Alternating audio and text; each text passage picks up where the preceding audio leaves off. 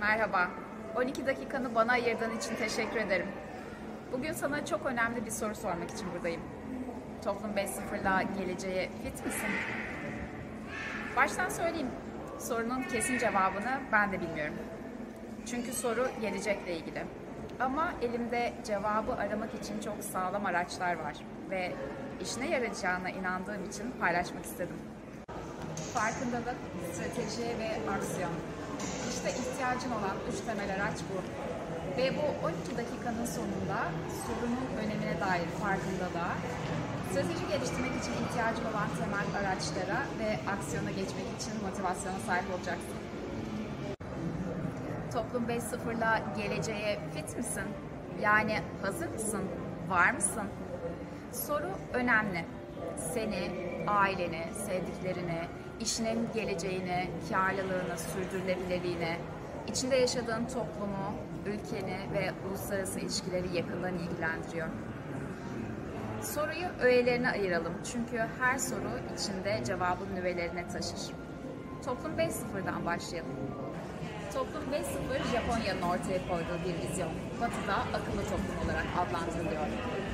Kısaca toplum için teknoloji, toplum için inovasyon olarak özetlememiz mümkün. Teknolojik dönüşümün hayatlarımızı şekillendirdiği bir gelecek senaryosu yerine teknolojik dönüşümün direksiyonuna bizim geçtiğimiz ve geleceğimizi bizim şekillendirdiğimiz bir vizyonu ifade ediyor. Burada şu önemli hususu dikkatten kaçırmayalım. Gelecek ileride bir noktada ona ulaşmamızı bekleyen bir gerçeklik değil. Bugün attığımız her bir adımla şekillendirdiğimiz bir alan. Peki neden 5.0? Toplum 5.0'a nasıl ulaştık? İnsanoğlu önce avcı toplumdu. Ardından yerleşik hayata geçtik ve tarım toplumu olduk.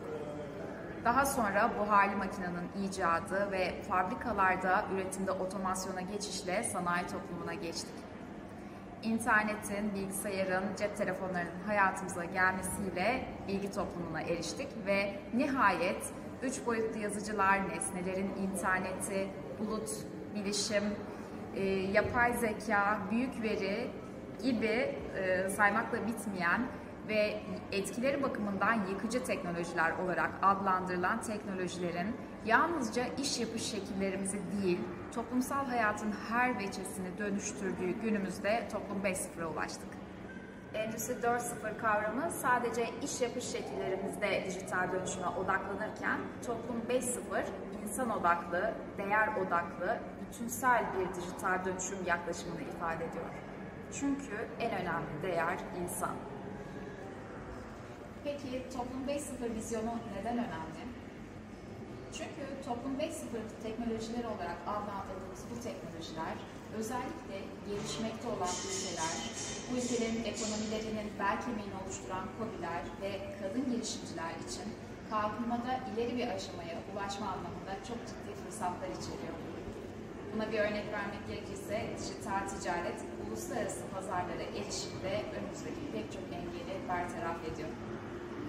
Teknolojinin bu nimetlerinden çok iyi şekilde yararlanmak lazım ve bu süreci iyi yönetmeliyiz. Çünkü teknoloji fırsatlarla birlikte tehditleri de beraberinde getiriyor.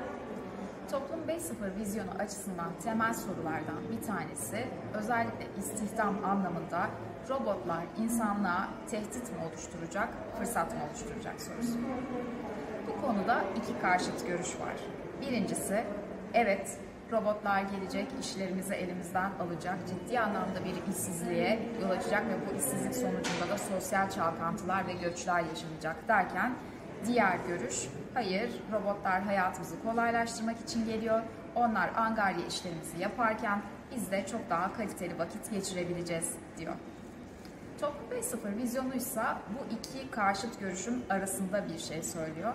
Daha önce de değinmiştik, geleceği şekillendirme vizyonundan hareketle bu sorunun cevabını belirleyecek olan toplumlar olarak, bireyler olarak bizim şu anda bugün attığımız adımlar belirleyici olacaktır cevabını veriyor. Robotlaşmış insanların ve insansı robotların bir arada yaşayacağı yakın geleceğe hazırlanırken toplumların kendi koşullarını, kendi ihtiyaçlarını dikkate alarak Toplum 5.0 çözümleri geliştirmesi gerekiyor. Örneğin geçtiğimiz haftalarda Bloomberg'e verdiği bir demeçte Hindistan Başbakanı Çin'e atıfta bulunarak biz dünyanın fabrikası olmayacağız, biz dünyanın ofisi olacağız dedi. Yani toplumların kendi yetkinliklerini dikkate alarak niş alanlar seçmeleri ve akıllı uzmanlaşmaları gerekiyor. Ben şahsen Türk toplumunun startuplar ve girişimcilik alanında yapacağı yatırımlarla Toplum 5.0 sürecinden çok kârlı çıkacağını düşünüyorum. Bu konuda önümüz açık. Toplum 5.0 ile geleceğe fit olmak için atmamız gereken en önemli adım eğitim reformu. Hem bireysel anlamda kendimizin en iyi versiyonunu ortaya koymamız, sürekli güncellememiz, hem de toplumsal anlamda bir eğitim reformuna gitmemiz önem taşıyor. 2018 Ocak ayında Davos Ekonomik Zirvesi'nde Ali Baba'nın eski CEO'su Jack Ma şu noktaya parmak basmıştı. Yapay zekanın derin öğrenmeyle geldiği aşamada onlardan daha zeki olamayız ve onlarla zeka anlamında bir yarışa giremeyiz. O zaman ne yapmalıyız? Bilgiye dayalı bir eğitim sisteminden yetkinliklere, analitik yetkinliklere özellikle dayalı bir eğitim sistemine geçmeliyiz. Bilgiye erişebilme, veriyi analiz edebilme, veriden ekonomik değer üretebilmek bugünün en önemli yetkinlikleri haline geldi. Ve yine bizi robottan ayıran, insanı insan yapan özelliklerimizi geliştirmek için edebiyat, sanat, felsefe, spor olmazsa olmazlarımız. Toplum 5.0'ın ana vatanı Japonya'nın gittiği eğitim reformuna baktığımızda herkes için matematik, felsefe, edebiyat ve yabancı dilin zorunlu hale geldiğinde belirtmeden geçmek istemem. Toplum 5.0'la geleceğe fit olabilmek, hazır olabilmek, geleceği kendi istek ve ihtiyaçlarımız doğrultusunda yönetebilmek için gerek bireysel, gerek toplumsal, gerek uluslararası ilişkilerde işbirliği ve gerekse işlerimiz bazında atılması gereken pek çok adım var. Bunları sizin için derleyen, dünyadaki en iyi uygulama örneklerini inceleyip, Türkiye'nin kendine özgü koşul ve ihtiyaçları çerçevesinde politika önerileri geliştirmeye çalışan bir düşünce kuruluşu olarak 2017 Ağustos ayında Toplum 5.0 Enstitüsü'nü kurduk. Enstitümüzün web sitesine www.society5 adresinden ulaşabilirsin. Enstitü olarak yaptığımız güncel çalışmalardan bir tanesi de bu belirsizlik ortamında kısa sürede doğru karar vermenin daha da önem kazandığı günümüzde rekabet gücünü koruyabilmek, işinin karlılığını artırabilmek ve sürdürülebilir kılmak için yapman gerekenleri bir endekste topladık. Ve bunun ismine Toplum 5.0'a uyumluluk endeksi koyduk. Bu endekste işinin Toplum 5.0'a hazır olması için dikkat etmen gereken her şey var. Çok kısaca özetlemek gerekirse, veriye dayalı büyüme bunlardan birincisi. Günümüzün altını, madeni diyebiliriz veri için. Çünkü büyük veri iyi analiz ettiğimizde bize çok ciddi iş imkanları açıyor. Bunu iyi değerlendirebilmek lazım. İkinci bir husus, dijital dönüşüme insan odaklı ve değer odaklı bir yaklaşım. Baktığımızda dijital dönüşümde başarısız örneklerin insan odağını ıskaladığını görüyoruz.